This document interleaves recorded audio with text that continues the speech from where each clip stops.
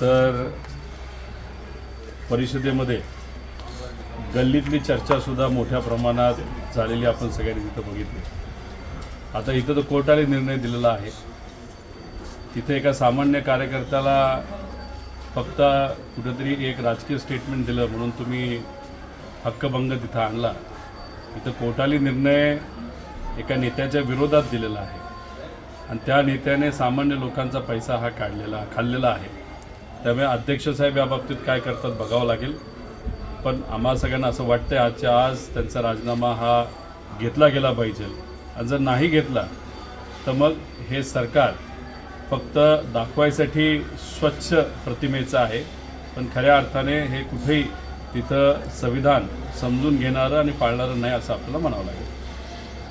आज ज्यावेळेस ते हॉस्पिटलमध्ये ज्यावेळेस त्यांना दाखल केलं त्यावेळेस हॉस्पिटलला सुद्धा न्यायालयाला सुद्धा त्यांना नाव व्यवस्थित सांगता नाही आलं हॉस्पिटलचं.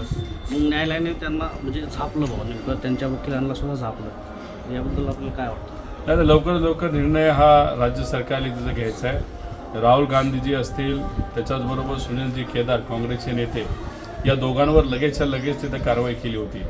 इथं आता हे सरकार काय करतं हे आपलं सगळ्यांना बघावं लागेल. त्यावेळेस एक मिनटंसुद्धा वाया न घालवता या दोन मोठ्या नेत्यांवर तिथं कारवाई केली होती. आमचं तर मत आहे एकदा 10 दिवस हातात होते पण तरीसुद्धा कोर्टात अजून एकदा सुनावणी होण्यासाठी हे सरकार थांबलं.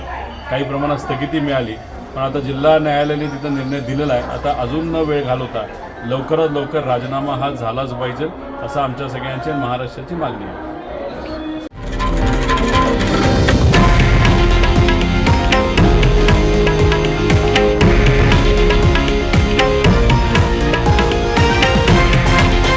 हे आहे देशातील नंबर 1 न्यूज नेटवर्क आणि आपण पाहत आहात TV9 मराठी, एकमेव.